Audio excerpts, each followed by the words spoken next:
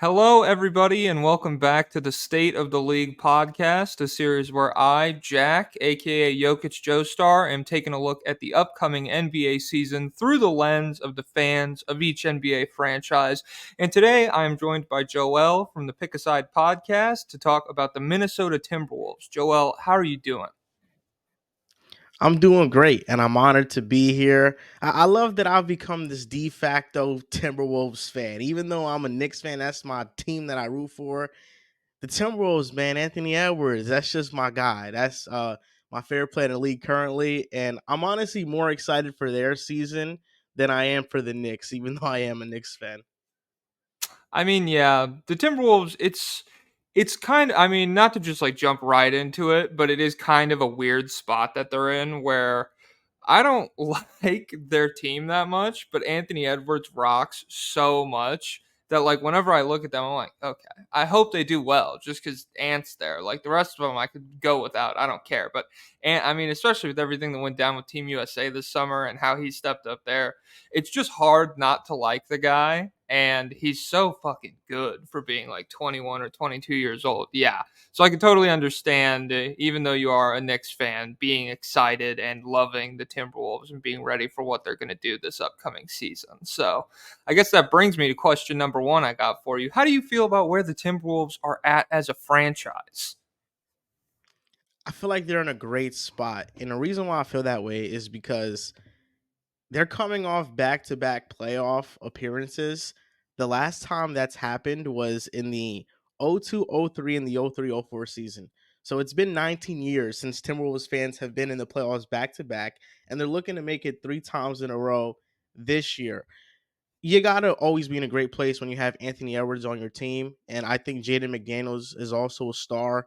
He's just right now in a role where he cannot take a lead scoring option, so he's gonna be the fourth guy on that team. I would say fifth now that Mike Conley has entered the team. But I think they're in a great position. You got two building blocks in the Ant Man and McDaniels. And looking at this team under 24, Nas Reed, who's one of the best backup centers in the league, Wendell Moore, Jalen Clark, Leonard Miller, Josh Minot. These are guys that aren't going to play, but I feel like if they were young players on other teams, we would be talking about them a little bit more. Yeah, and I can understand having that feeling about the franchise. It's like, I don't know, they have such a young guy that is like the key to everything. Like they're going as far as Anthony Edwards is able to play at a super high level, in my opinion.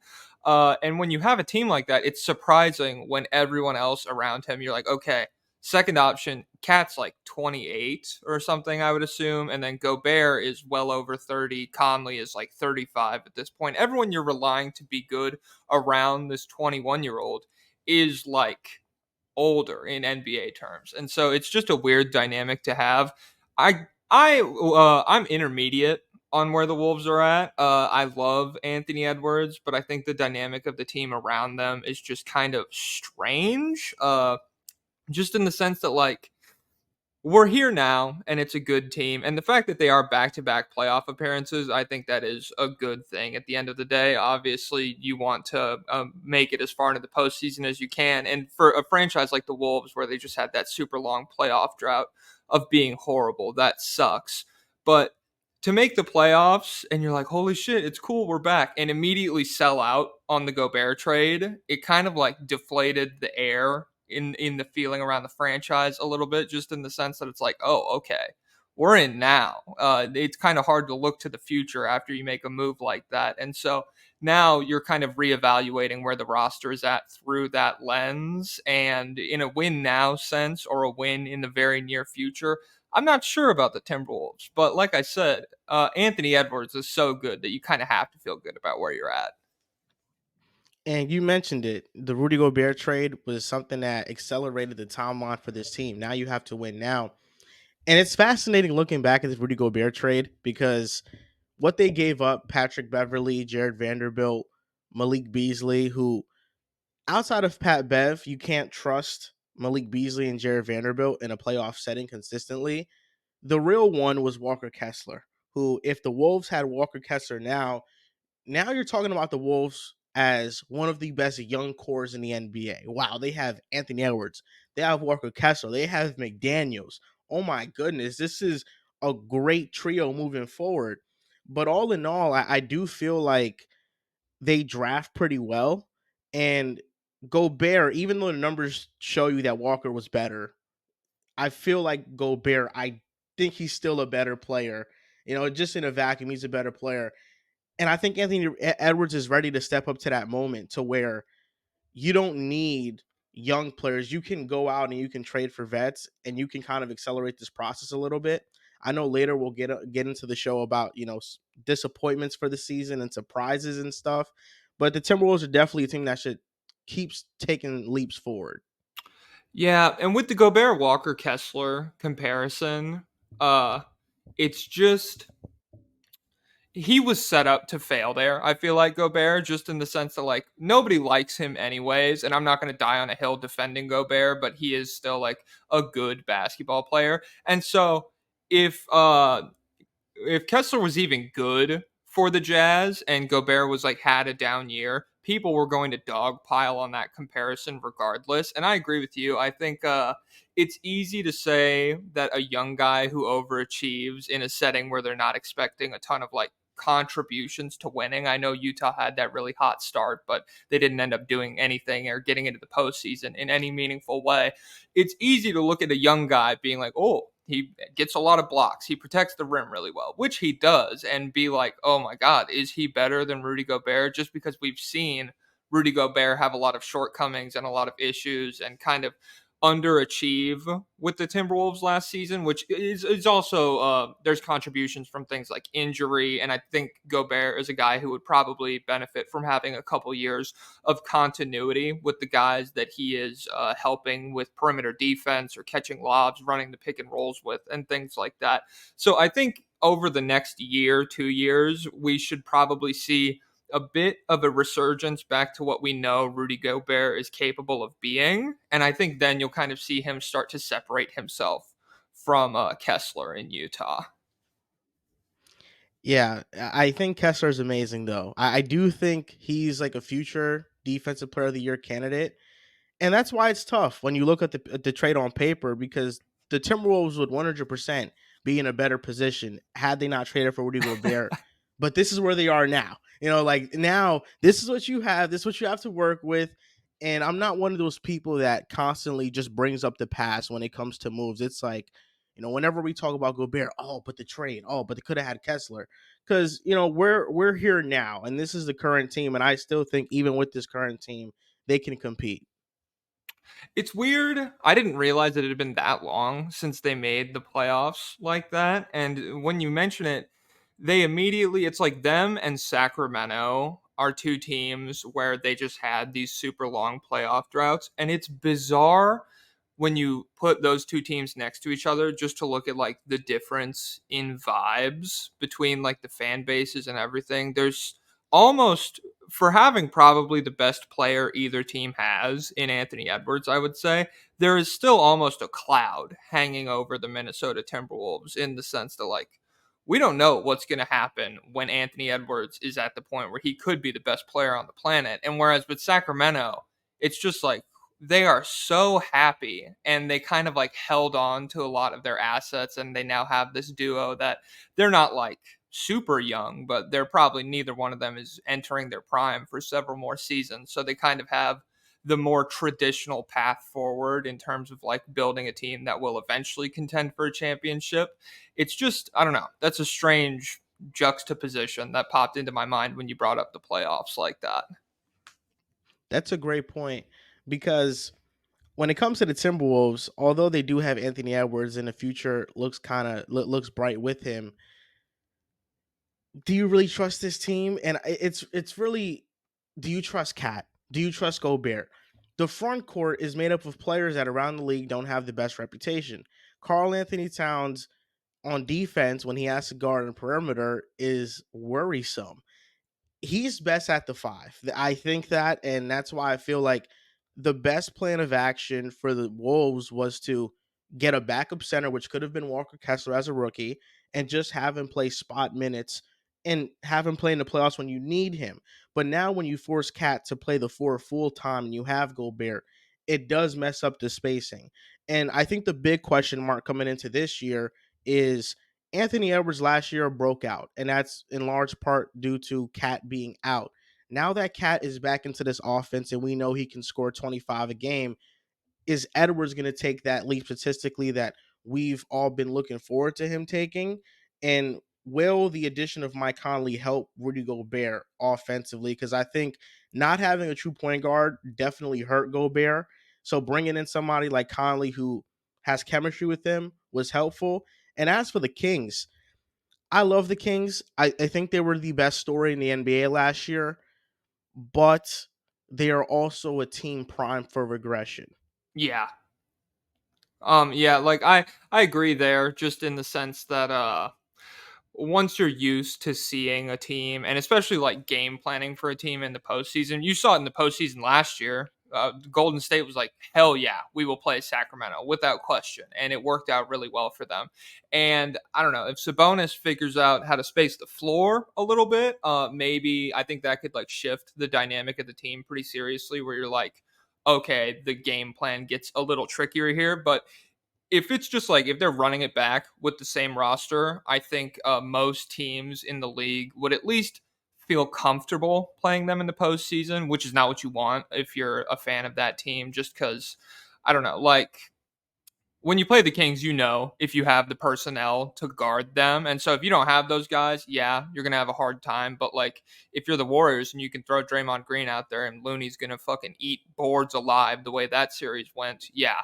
I think the Kings are really primed to. I don't know if they'll have as good of a regular season as they did last year, but even if they do, the postseason, I still have a lot of question marks around them. And when you mentioned Carl Anthony Towns coming back, I think they could be in a weird position, just in the sense that even if Cat comes back and he can give you 25 points per game, they might have to make some pretty serious coaching decisions as to whether or not Carl Anthony Towns averaging 18 is more conducive to the team winning. Like he might have to take a step back offensively and be like, all right, Anthony Edwards penetrating the defense and us generating offense out from that is probably the path forward to this team really playing like high level offense. I don't think Carl Anthony Towns cooking in the post, on the perimeter, whatever, is really the path forward for them. And that stinks because he is like on paper the guy that's entering his prime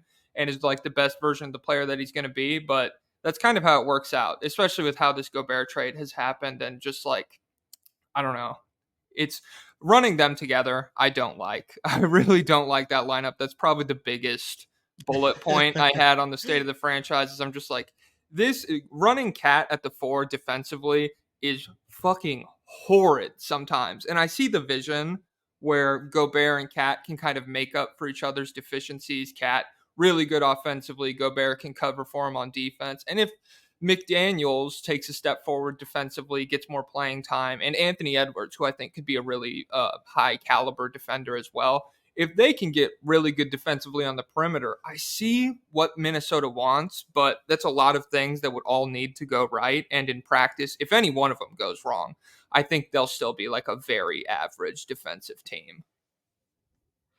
I agree with that. I do. And the cat fit is wonky, but I really want to see how this plays out. Just for 1 year, fully healthy.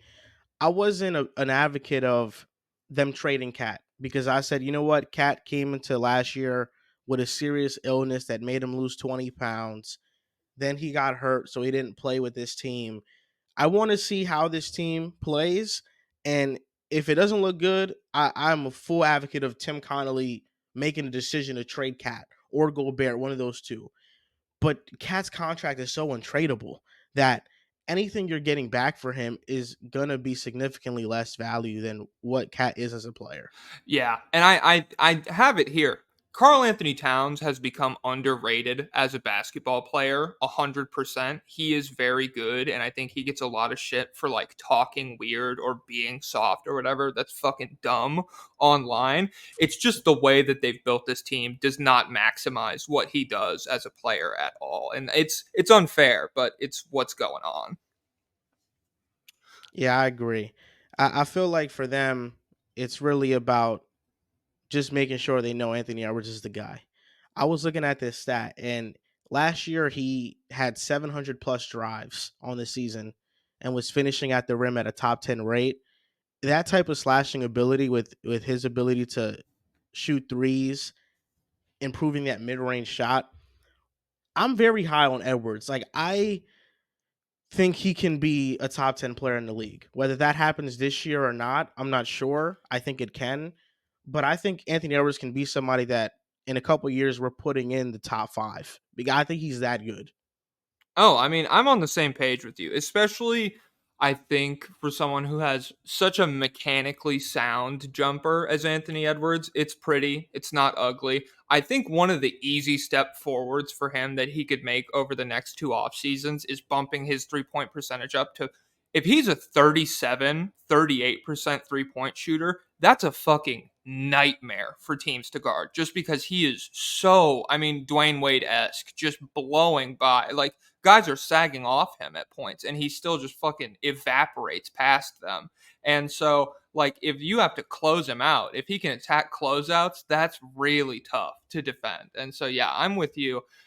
Next season, I don't know, top 10, but like next 3 years, sky is the limit for him. I totally believe that.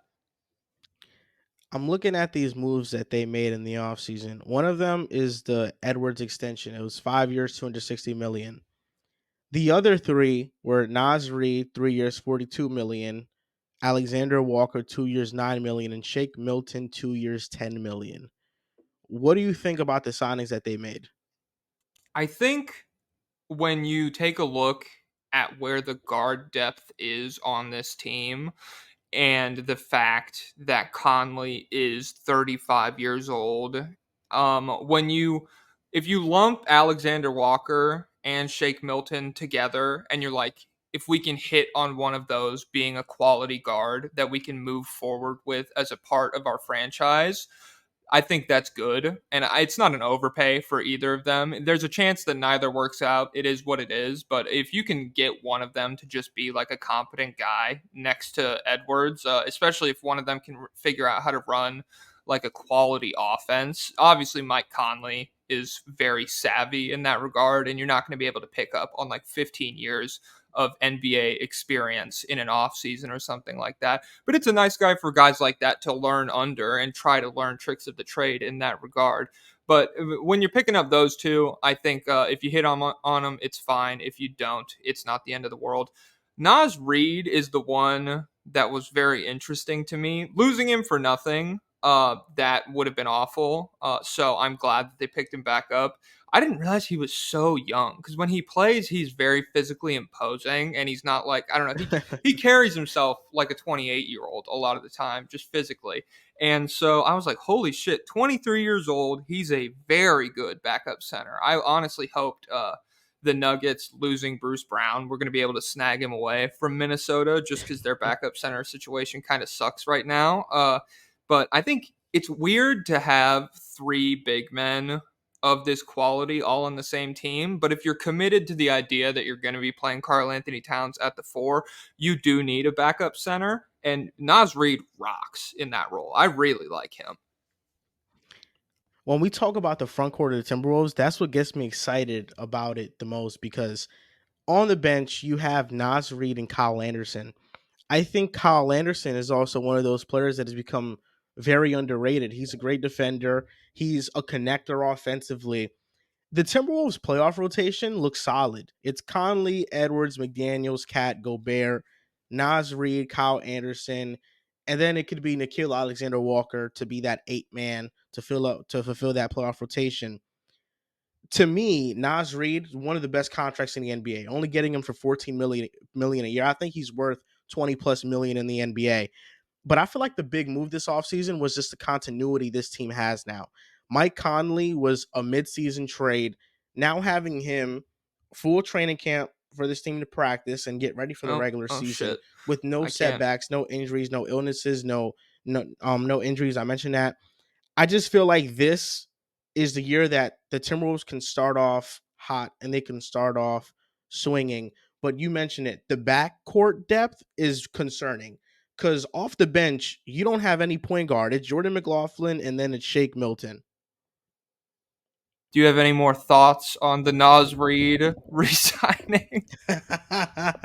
It's all good. I was gonna transition out of that from just talking about like the trade destinations that we were gonna talk about, like just players they could go after.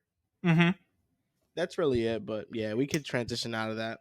Yeah, absolutely. All right. Well, is there any players that you think the Minnesota Timberwolves should pursue in the trade market this upcoming season? There is one because the backcourt depth is such a question mark. Right now, you're looking at Shake Milton and Jordan McLaughlin off the bench. I'm a fan of Jordan McLaughlin somewhat. He's like kind of just like the player that I like, but I know realistically he won't get a lot of minutes on a true contender. It's TJ McConnell. TJ McConnell with Ooh, Indiana right okay. now, you have Andrew Nemhard, you have Tyrese Halliburton. They just signed Bruce Brown. I feel like they have enough ball handlers on that team.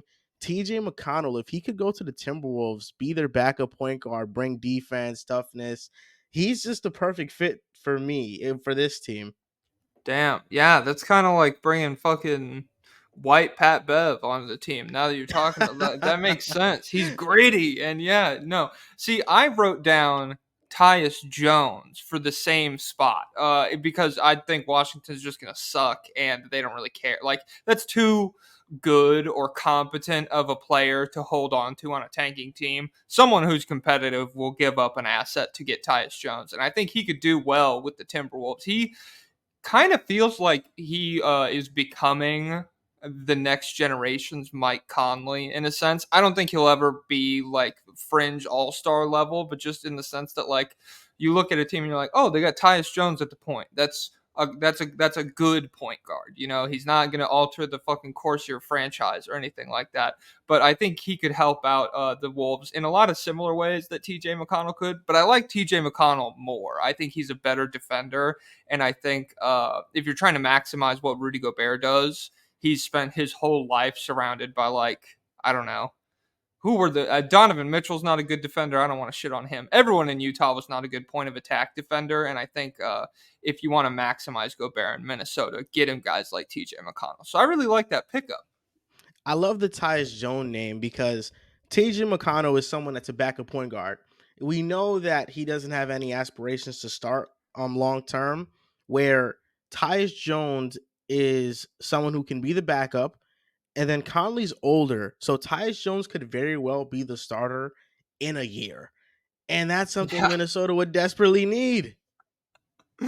yeah, dude. It's tough because Conley, you bring him on, great relationship with Gobert, very good basketball player, and I think he probably will be till his body fails him, just because his style of play has always been very old man esque. Make the right read, hit your floaters, hit your open threes, shit like that. But at 35, 36 years old, that is when a body starts to fail at an NBA level. And I think with Conley, especially if they're leaning on him as much as it looks like they probably will be with this roster. Nickeil Alexander Walker, Shake Milton, everybody. They're nice pickups, but if you want to win basketball games, you're going to need like a smart guy running the offense. And Mike Conley's really the only one on the roster who I feel comfortable describing that way right now. Maybe Anthony Edwards has taken a step forward in his facilitation abilities. I think he can run the pick and roll fine, but as far as like more advanced offensive sets and getting the team really comfortable in a half court setting, Mike Conley is the only guy they have on the team and is old as hell. So yeah, Tyus Jones I like for that. I seen the question that you sent me in preparation for the show about if it's on the table to trade Cat and Gobert out of Minnesota and shift the timeline, would I want them to do it? I'm actually curious to hear your answer. If Oh, you dude, do it, I'm pulling the fucking trigger on that 10 times out of 10.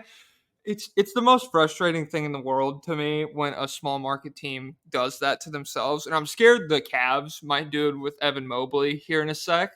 Just locking yourself, you don't get the chance to be competitive all the time when you're a market like Minnesota, when you're a market like Cleveland. So when you have that opportunity, I understand the desire to just pull the trigger on the move and get as good as possible right away. this team is going to be falling apart by the time Anthony Edwards is 27.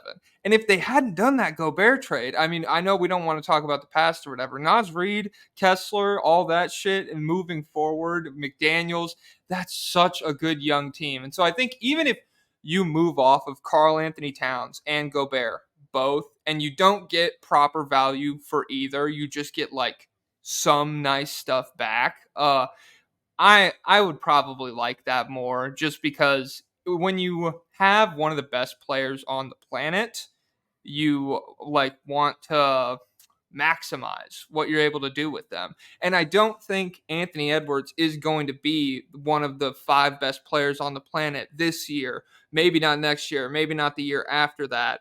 But once he's in like that 26 range, he's going to be disgusting. And so that's just, it's going to make me really sad if that's how it works out, that there's still like, I don't know, Karl Anthony Towns is in the final year of his contract. He's just like, okay, Gobert is bad now. The team, the construction, they haven't been able to do anything because they gave up all their assets and backed themselves into a corner. And you just have Anthony Edwards, like 2009 LeBron or something like that, just backpacking a team that should not be anywhere to an okay standing spot. I would do it. What do you think about that proposition? The move put a lot of pressure on Anthony Edwards. I agree with you on that. The idea of it is fascinating because you have Walker Kessler, and we already mentioned, like, in a vacuum, Gobert's probably still a better defender, but I think it's close. Like, it's not far off. And you would still have Jared Vanderbilt. We just seen what the Lakers extended him for. It wasn't for much. It's a very team friendly deal. So you're talking about having Vando, McDaniels, Kessler. I mean, just those three defenders with Anthony Edwards is something that you're really intrigued about. And even though Vando has his like playoff limitations, I trust him to keep getting better. And he's somebody that fits the mold of just a great glue guy. And he's great for certain matchups, especially if you need to stop opposing offenses. Vando is great in the perimeter, and him and McDaniels would be an awesome duo. And it would take so much stress off of Anthony Edwards because now we know Cat and Gobert are not going to guard out there. So you're relying on Edwards and McDaniels to be your defensive stoppers. And that takes away energy from Edwards on offense to be fully maximized. You can't just hide him on somebody like you could if you had McDaniels and Vando on the team. For me, the reason why I wouldn't do it is because I just don't see them getting any return for Cat and Gobert. I think Cat is the worst one because he's somebody that is injured. I think the perception of him makes teams around the league not want him, and his contract is worse than Gobert's. And if you're a rebuilding team, why take on Cat? It's just gonna you're gonna have less of an odds to have a top pick. And if you're a contending team, no contending team is saying the missing piece here is Cat. Nobody's saying that. Yeah. We just seen Boston. They traded for somebody that's not as good as Cat, but can provide similar value in Kristaps Porzingis, and he's making half of what Cat is going to make. So there are more options that teams can explore instead of trading for this guy who's on a supermax. And for Gobert, the question just becomes, what the contract is horrible. He's getting paid, I think, 30 or 40 million dollars. And defensively, he offers you a ton, but offensively, it's the in coordination, the missing bunnies at the rim. His There's hands a are lot of so bad in like he drops like four passes a game. It's fucking crazy. yeah, there's headaches with Gobert. So for me, it's like there's just no team that I think would be like, okay, we'll give you a young player and some first round picks for these guys. Yeah, I totally agree. I mean, I get what you're saying, and it's very easy for me to say that I would do it. I have no investment in the Timberwolves beyond, like, I'm not even a proclaimed Anthony Edwards fan. I just watch him and I'm like, that motherfucker is going to be really good. And so I'm not like actively rooting for his downfall. Dude, when you throw the name Jared Vanderbilt out there, just to like kind of go off on a tangent, he fits next to Carl Anthony Towns so much better than Gobert. Like now that I'm just kind of like thinking of it on the fly, because he's also a really underrated help side rim protector for like a four position, and it allows Carl Anthony Towns to stay at the five full time and be a solid rim protector, be a 7 footer who can stand there with his hands in the air while deflecting a lot of the defensive needs onto Jared Vanderbilt and not costing 35, $40 million a year. It's tough. And yeah, nobody is moving big shit for Carl Anthony Towns. It's just, yeah, like I said, it will make me sad if we get to 28-year-old Anthony Edwards and there's not even like a fringe all-star guy on the roster with him. But maybe McDaniels will become that. And if McDaniels steps into something of that role, I think they might be able to transition from the Gobert Cat era into a future that sees McDaniels and Anthony Edwards kind of blossoming into very talented players at the right time with a good cast around them. So, respect for you for taking a stand, not siding with the host. I totally understand that. With Rudy Gobert, I think the thought process with getting him was in the West, we're gonna have to see the Nuggets, we're gonna have to see Jokic, we're gonna maybe have to see LeBron, and we're gonna have to see Anthony Davis with the Lakers. Do we want Cat and Vanderbilt to take on that responsibility, or do we bring in Gobert and let him defend them? And while we know, those players are great, they'll have their way. Gobert is the player that gave Jokic the most resistance in these entire playoffs. It wasn't much, Jokic is phenomenal, but Gobert was the one that gave him the most resistance. And if that's Cat or Vanderbilt out there, I mean, they don't have a chance.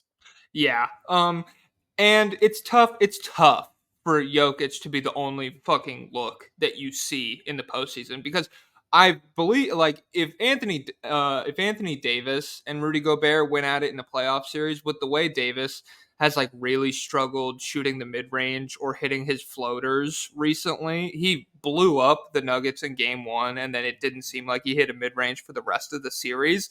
Um, that's a guy who's a lot better look for Gobert, just in terms of like making life really difficult, contesting shots. Because Jokic, there's nothing you can do, and so I think that's a standard that I don't know. It fucked up DeAndre Ayton this offseason too. He got lit up, and a lot of people are like, he's not even trying. And there were some plays where the rebounding is suspect from Ayton or whatever, but just watching someone lose to Jokic in embarrassing fashion and then holding them super accountable for it, I don't think that's smart. You can find ways to win if you just have someone who can like try their best out there against him, I guess. And Gobert is a good guy for that. So I don't know. I'm not super mad at the move. I get it. It just sucks. That was the Yeah. second it happened. I was like, that's so much like draft capital and players for Rudy Gobert. But I don't know. If you're a small market, you got to do what you think is right, I suppose. Listen, nobody saw it coming when it was Minnesota Timberwolves. You're like, well, that's kind of shocking. Why would they make the move out of all teams? I was hoping he would go to Dallas because I think Gobert in Dallas with Luca. I think that's exactly what they needed. I'm looking back at the playing game between the Wolves and the Lakers, which went to overtime. The Lakers beat the Wolves 108 to 102. Edwards shot 3 for 17 from the field. He had one of his worst games of his career. Gobert and Jaden McDaniels did not play. Kyle Anderson did not play. Naz Reid did not play. So we're talking about Gobert, McDaniels, Reid, and Kyle Anderson, four of their best players not playing it, and they lost by only 6 points. And that's with Anthony Edwards having one of the worst games of his career. I think the Timberwolves got some bad luck there because had they beaten the Lakers and secured the seventh seed in the West, I think they would have beaten the Grizzlies too, and they would have advanced in the playoffs. Damn, that would have been such a good series, bro. The Grizzlies versus the Wolves, round two. Everybody's Yeah. kind of grown up a year. Ooh, I didn't even realize that could have happened. I don't know. I guess my brain kind of wrote it off because it didn't happen. But dude, holy shit! And then we would have gotten LA and the Nuggets in round one. Damn, that would have been, yeah. If you could change something to make the playoffs a little more exciting, I guess that would have been fun. Missing all those people for the plan, is that the game where McDaniels punched his hand or punched Yeah. the wall and dude, oh my god. I mean, it's not going to change the outcome of the Nuggets series, I don't think, but that's somebody who could make like Jamal Murray's life very difficult, and they just didn't have him at all, and that really came back to bite him in the ass. Obviously, it's going to suck whenever one of your good players breaks his hand out of frustration, but yeah, missing him. Kyle Anderson is a guy who always has poise in big games, or seems to at least, and is always capable. I mean, when the games were close, it felt like him and Mike Conley were the guys I was most scared of on the Timberwolves, just being like, dude, that three is going in, no question. And so, yeah, missing all of those players and then making it competitive, even with a bad Anthony Edwards game against the Lakers, that's promising. You can find hope and stuff in a loss like that. Yeah, it was just unfortunate Edwards had that bad of a game. He rebounded well at least. So that was something I was like, Edwards can still impact the game even if he's shooting poorly. The reason why I'm not worried about the Timberwolves' future, like you are, is because I'm very invested into Jaden McDaniels. I think Jaden McDaniels is a star. He's already a defensive star. It was a shame he didn't make the All NBA defensive team because he deserved it. According to B-Ball Index, this guy was the best wing perimeter defender in the league. He was the best wing at navigating over ball screens. Elite defender, 99th percentile. We know that. But the offense, he had a stretch of 5 games, and I know it's 5 games, but he had a stretch of 5 games in March where Edwards kind of wasn't playing that great. Just a game where he had to take on more offensive responsibility. And he dropped 25 against the Bulls when the Bulls finally figured out their defense, 18 against Toronto, 18 against the Knicks, 25 against Atlanta, and 20 against the Kings. In March, he averaged 15, and that's with, Cat coming back and Edwards still being on the team. So for me, I do think like McDaniels is one of those players that has kind of been put into this Jaylen Brown situation where there's just so many good players in front of him that skill is scoring that he's not going to be someone averaging 18 to 20 a game because of opportunity. But if McDaniels was somebody that was asked to be a main scorer, I think he can average 18 to 20 a game efficiently. And he shot 39% from three this past year, 50% from the field. McDaniels is one of those players that I think quietly can become one of the best two-way players in the league. Yeah, I did not when I was combing through the roster just to like see what's what and what's going on. I did not realize he was that good of a three-point shooter. I did not tune into that many Wolves games last season. I mean, if you like with Cat coming back, very difficult look to bump your field goal attempts up when you're like consistently adding a 22, 23 point per game scorer. But if you could get him up to 16 points per game at age 23, he maintains those percentages a little bit. And then you kind of have him, I don't know. It feels a lot of the times when a front office sees a guy take another step forward when given the opportunity, then they become comfortable extending the opportunity more and more. And so, I don't know. It's not like a make or break season for him next year or anything, but if it opens up for him to be like a 17 point per game scorer and he can kind of like step into that role a little bit, I think his path forward to becoming the kind of player that you see him being, I think that's a very good first step on that. And if not, I don't know. If he just turns into like a really good defender, 13 points per game, 40% from three, that's not the end of the world either. That's a quality basketball player, especially the kind that you draft and you have next to your star player for their entire tenure together.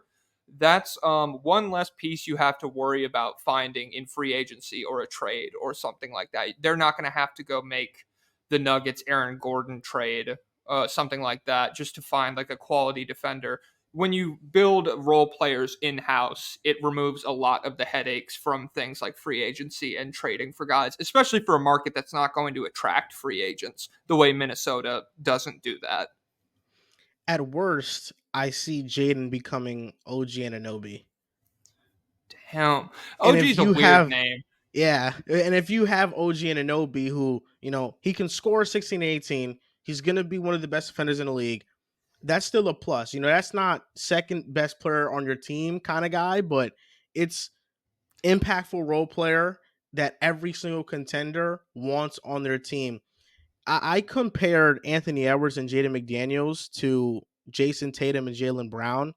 We Anthony Edwards is Jason Tatum. The Jaden McDaniels and Jalen Brown comp, that's where things get iffy because some people are like, well, Jalen Brown is averaging 25 a game. He is Yeah. an all NBA player.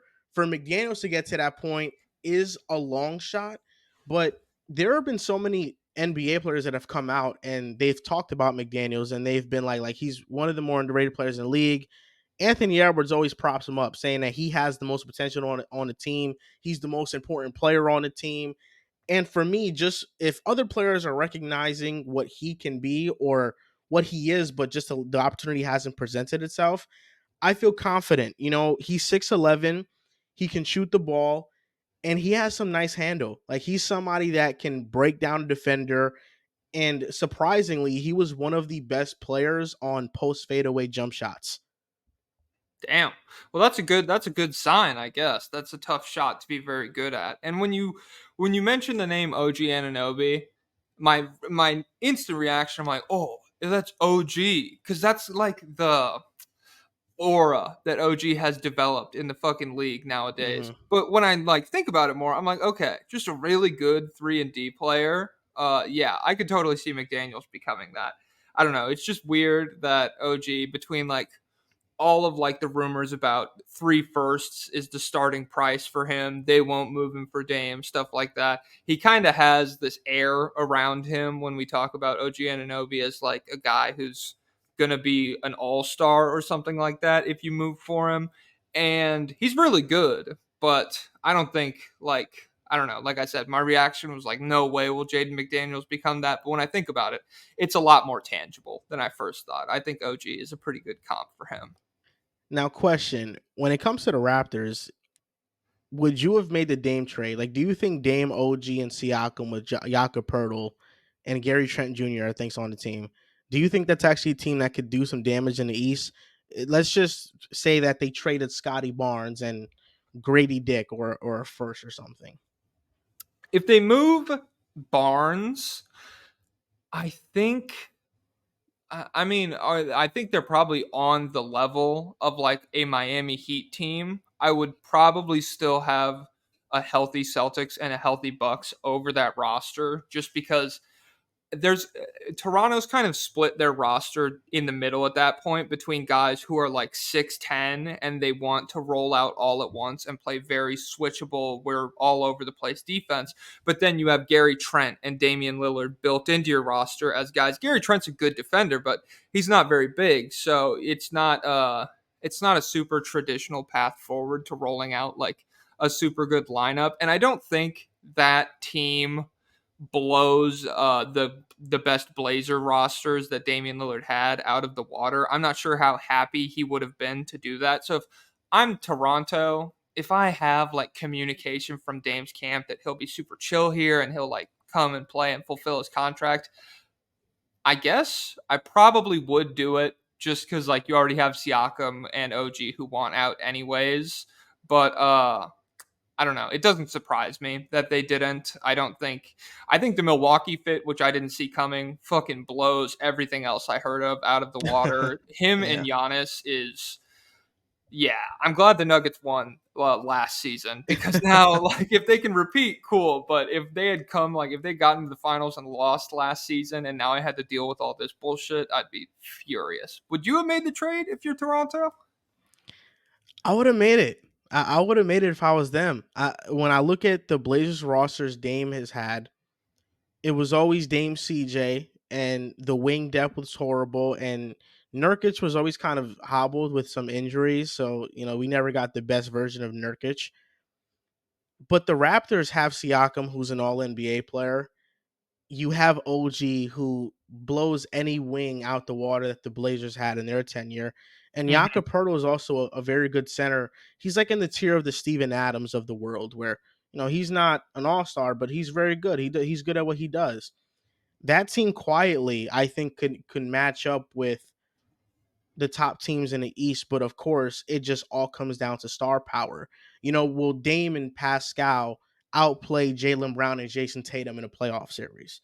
So I think in that type of setting, there would have been a lot of pressure on Dame to deliver as the best player, where in Milwaukee, he's the second best. Yeah. And to be honest, now like thinking back on Damian Lillard's career, he's always been that first guy, and so we've always kind of evaluated him that way. First of all, there's nothing wrong in a historical context with being like a 1B on a team with a guy like Giannis next to you. Steph Curry was like that next to Kevin Durant. Whichever one you want to say was better year in, year out. Steph Curry was routinely like there were playoff series where he wasn't good as Kevin Durant and vice But the versa. on and off. Oh my god. Curry, Kevin Durant was nothing without Curry. Dude, holy, I mean, it's one of the most toxic conversations you can get into with people who really give a shit about it, cuz I mean, there aren't that many Kevin Durant fans. They're passionate. Steph Curry fans will go to fucking war for that guy. And so, yeah. But I mean, there's nothing wrong with being a second option. And so if Dame plays well en route to a championship, I think that fucking rocks for him. And it's kind of the whole don't run from the grind thing. He's been called corny for a while now. He, to me, totally probably is one of the 75 best players who have ever played basketball. And so I think him getting a championship and kind of solidifying a lot of the ideas we've had around him for a while now, that would be good for him. That's good for the sport. I like it. And I like Giannis. So I don't know. Milwaukee winning, it's not the end of the world to me. So you don't think the Nuggets are repeating? I right now, um, damn, the way I've answered this every time so far has been a tentative Denver repeat is my response to who I think's winning the title. But this is the first one I've done since Dame got sent to Milwaukee. I will shift my answer to tentative Milwaukee probably, but I think Denver and Milwaukee are in the same tier. And Mhm. maybe if Porzingis just fucking excels with Boston, they could be in that tier as well. But at this point, I think it's probably Denver and Milwaukee in that 1A tier by themselves. And if that's a finals matchup, yeah, I'll go Milwaukee right now. But if Denver won, it wouldn't surprise me at all. I think it really just depends on probably how the rest of the rosters around your best guys play. It would not surprise me to see nuclear Giannis, nuclear Jokic, nuclear Dame, nuclear Jamal, and we're kind of like fighting it out in the margins between like Chris Middleton and Michael Porter Jr. or something like that. But yeah, I'll go Milwaukee right now. The last podcast I did, we recorded yesterday, and we talked about the Dame trade, and we posed a question. Are they title favorites?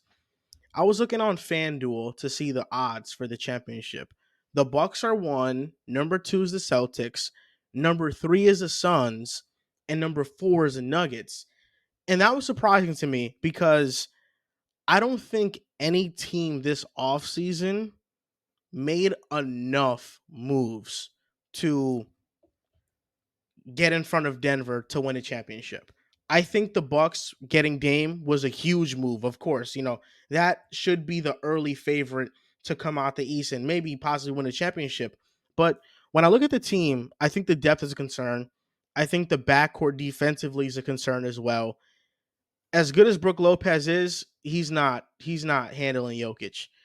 Yeah. Giannis isn't handling Jokic either. As good as they are, they're not gonna stop Jokic. Jamal Murray is gonna have his way with Dame. Dame will have his way on the other end. But the flip side of that is that the Nuggets have KCP and Aaron Gordon to put on Dame. And I think they can do a good enough job, a better job than anybody that can guard Jamal Murray with the Bucks. The Bucks don't have many picks to really, to explore the trade market. And we're talking about a backcourt of Dame and Pat Connaughton. with the Yeah. injuries they have. Like the Chris Middleton gets injured, Brooke Lopez is older. Like this is a team that I don't know how much I trust them. Like the depth is a big concern, and so is the defense in the backcourt. And their wings fucking stink defensively for how good the Giannis Dame pick and roll, stretching the defense, all that stuff is gonna go, which I think will rock. A Celtic series could be very difficult if Tatum is like really. I don't know if you're going to see another full step out of him, but I think Tatum has room to grow in the sense that he'll have 40 points, then he'll have 18 on shit efficiency, and then he'll have 37. If he can consistently perform at like the level we expect out of the best players in the world, and Jaylen Brown can just be like passable, hit open threes, and continue to do the things that we know he does well, those are things Milwaukee is not equipped to handle right now. And so it would kind of be a shootout, and I think Milwaukee is good enough offensively to have a shot in any shootout they're in. But yeah, defensively, there are a lot of questions around them that it seems they've just gotten kind of used to Giannis and Brook being an answer for. And losing Drew Holiday as a point of attack defender, the Nuggets pretty handily outclassed them in that regard. I would say you throw Jamal Murray onto the Bucks, he's the best point of attack defender they have on the roster. He's like the third or fourth best one in Denver if you consider a guy like Christian Brown off the bench, who I think could be a capable guy to throw at Dame for stretches, just like tire him out and stuff like that. So I don't know. I think when you have star power like we've talked about, I guess Milwaukee probably still has the best star power. But yeah, there is a lot of question marks around the roster that if we revisit this halfway through the season, my answer could be completely different just based on how every team is looking. I look at the Miami Heat and I say if to right now the news came out that they're trading for Drew Holiday, I don't know who I'd pick in the series between the Bucks and Heat, and I actually would kind of lean the Heat if they got Drew Holiday. If the Heat got Okay. Drew Holiday, I'm looking at Drew, Jimmy Butler, Bam Adebayo, and we know the roster is filled out with other good players. But just those three, the Heat have given Giannis the most problems in the playoffs. And if you have Drew to put on Dame for a series, now we're talking about and nobody to guard Jimmy Butler. To me, it just feels like there are holes on this Bucks roster that can be easily exploited. And I think the impact of Drew Holiday is being severely undersold because people look at his true shooting numbers, which they tank. You know, he's at 59% in the regular season. He drops to 49% in the playoffs. But I think context always has to be added into these conversations. Okay, Drew Holiday's not shooting well, but what is he being asked to do? And what he's being asked to do is shut down offensive players, where in the regular season, he's not guarding the best players on the other team 82 games a night for the entire game. Where in the playoffs, well, in the finals, Drew Holiday after game two was one of the biggest reasons why they beat Phoenix by locking down Devin Booker and making him his life hell and making him inefficient. While Dame is a better playmaker offensively, I think when you take into account offense and defense, Drew's a better playmaker than Dame. Passing lanes, steals in the passing lanes, pickpocketing, just defensively, creating points on offense. Drew Holiday's value is being undersold a lot, and I think we're gonna recognize his value if he goes to a contender like the Clippers, like the Heat, even Philadelphia, maybe because Philadelphia can have Embiid and Tyrese Maxey as their scorers, and Drew Holiday can score, but he'll take that primary assignment defensively. I feel like Holiday is definitely getting undersold right now. Dude, Drew, and the Philadelphia thing, I don't know. Every East team that kind of wants him right now. I don't believe in the Clippers, so if he went there, I think similar shit would happen where he's being asked to do way too much offensively when someone goes down. But the Celtics, the Heat, and the Sixers adding Drew as like a go-to point of attack defender. The Celtics, him and Derek White as a backcourt defensively would be fucking nasty. Him with Embiid backing him up so he can just be as aggressive as he wants because I'm critical of Embiid offensively in the postseason. This previous postseason, everything he was fighting through, he was still a monster at protecting the rim. He was very talented in that aspect of the game. And so to have someone that they don't really have in Philadelphia, like Drew Holiday, to go and just pester another team's offensive ball handler, that would fucking rock for them.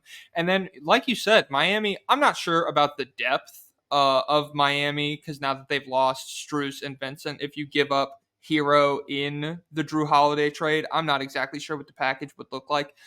The Miami series, I'm not sure how it would pan out, but I think they would give them trouble just in the sense that Dame versus Drew one on one. It was years ago, but Dame did get fucking clamped in that series. We saw Yeah. it, and it's totally different now that he's playing with Giannis and everything. But there is that established history. And if we get round one Jimmy from last season to even just like balance out the numbers that Giannis is putting up, which that's a big if because I don't know if that version of Jimmy is coming back, but once you like have those two canceling each other out, and then it's just kind of into like who's going to win that battle between Dame and Drew Holiday and a bunch of the other role players, that would be a difficult series. I think they're the favorites to come out of the East, Milwaukee, but depending on where Drew lands, I don't think they're going to just run away with it. He is really good, and I think he is a little bit understated, as you said, as far as value goes.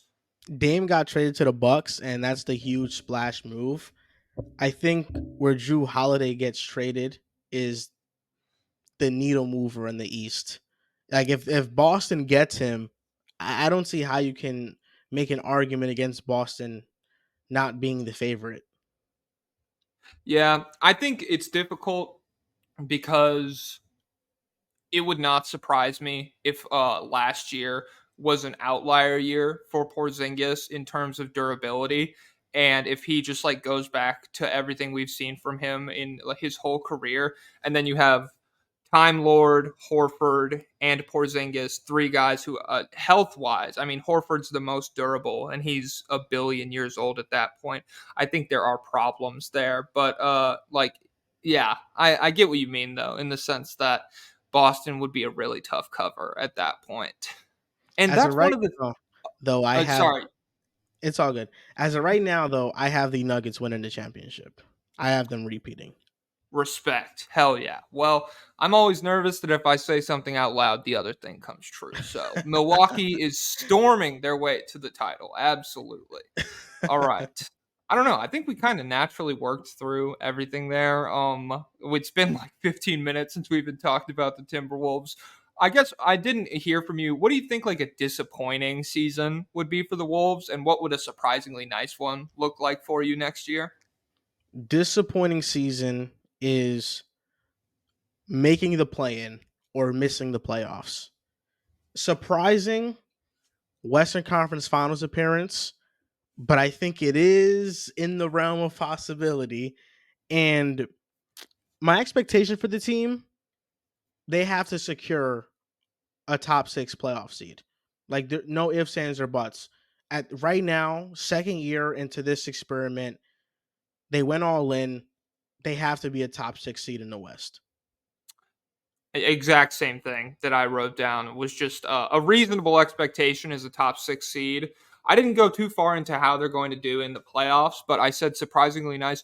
I think a four seed is not overwhelmingly unreasonable for expectations. Just if everything works out in Minnesota's favor, especially because I don't know standings after like the top two, three in the West every year. It feels like get really wonky. It's always just like a fucking dogfight, and so I think they could secure a top four seed.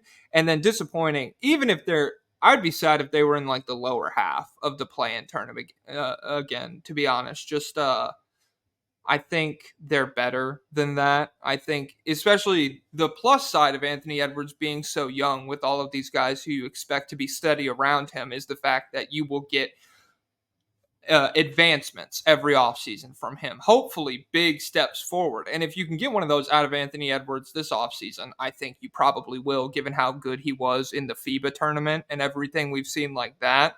Um, yeah, they should be better than like the 9 seed. That would be disappointing to see if I was them. I agree. When it comes to the Timberwolves, and this is the last thing I'll say about them. It just sucks that the West is so crowded because the Lakers, Suns, Nuggets, just all healthy, top three in the West. The Clippers, you can never discount them. And I'm surprisingly optimistic on the Mavericks this season. Luca didn't make the playoffs, last year, but I mean, that's an outlier. We know that Luka's always going to carry the Mavericks into the playoffs. Their rebounding and defense was so horrendous that I find it hard to believe it'll regress. I think if anything, it gets better. And I think they had a really good offseason by getting Grant Williams. I thought that was a huge addition to their team. And Luca to me feels like somebody that's coming back to kind of prove people wrong. So if I were to like just give my top four in the West, I'm going with the Nuggets, the Suns, Lakers, and Mavericks. I'd have the Mavericks over the Clippers, and we didn't even mention the Warriors. But we're talking about six teams that, if everything goes right, hypothetically, maybe outside the Mavericks, because I know I have a lot of belief in them. Five teams in the West that, if everything goes right, they can make the finals. Yeah, and I mean that's not even talking about like just like you need a little bit more luck, but the Kings and the Grizzlies I think are just like right in the tier below that. Especially there's a timeline where the Grizzlies, Ja comes back from that suspension. They're not very high in the standings. He plays very focused. He plays at a very high level of basketball. And they kind of come roaring back to the point where now they're like a really good team that is probably going to continue winning down the stretch. And so there's a lot of pressure on you to keep up performing well. Otherwise, you're going to slip in the standings. And so, yeah, I think the West, it's kind of getting back to the early 2000s a little bit. I won't Yeah. say like 2008 or whatever it is when there was like 9 50-win teams in the West or something like that. But it's just, yeah, it is very deep and it's hard to tell at this point what the I mean, I think Denver's going to be one again, but after that, anything could happen. There's so because of the teams like you mentioned, the Suns and the Lakers, pretty fragile as far as like regular season goes. If Kevin Durant or Anthony Davis or LeBron is to miss any extended period of time, that's going to seriously affect where they're at in the standings and stuff like that. So it's just tricky to project. And I think the Wolves will be in the thick of it, though. I believe in them. It's just so many teams that are going to fall short of expectations. I didn't even mention the Pelicans with Zion healthy. And that's a team to me that last year was looking like a team that, who can stop this team if they get into the playoffs? Yeah, dude. Zion, I don't know. Not to just bust out another fucking tangent, but Zion, underrated. If he can have a Joel Embiid career arc, which it seems that's like the hopeful thing for him at this point, where he overcomes these lower body injuries and figures out a way to be effective. He was playing at an all-time level, man, and it definitely seemed like an engine that New Orleans had really coalesced around and was figuring out how to win basketball games. And so, yeah, I don't think if Zion's healthy, I don't think the Wolves are leagues ahead of them or anything like that. So, yeah, it'll be a battle, definitely. Yeah, I agree. All right. That's pretty much all I got for you today as far as questions go. Is there anything you want to plug now that you have the platform here? Yeah, you guys can, if you're watching this and you like my takes or whatever I said, that you can go watch some more on the Pick a Side podcast. But just want to give a shout out to you, starting this endeavor, this podcast. Very happy for you. Hope this grows and has a ton of success. And I just love seeing people branch out and do great things. And you do great stuff already. You're one of my favorite TikTok accounts. Hell yeah. Think that means a lot, man. I don't know. It's hard out here. So I appreciate you, spreading the love and stuff like that. I hope it does well too. I'm having a lot of fun doing it and I'm sure I'd love to have you back on at some point in the season to talk about where things are at, not just with the Wolves, but with everything in the league. You're a smart guy, so we have a lot of stuff we can talk about. Yeah, for sure. I'm looking forward to it. Even if you want to have me on for the Knicks, I'm good. I'll represent the Timberwolves and the Knicks.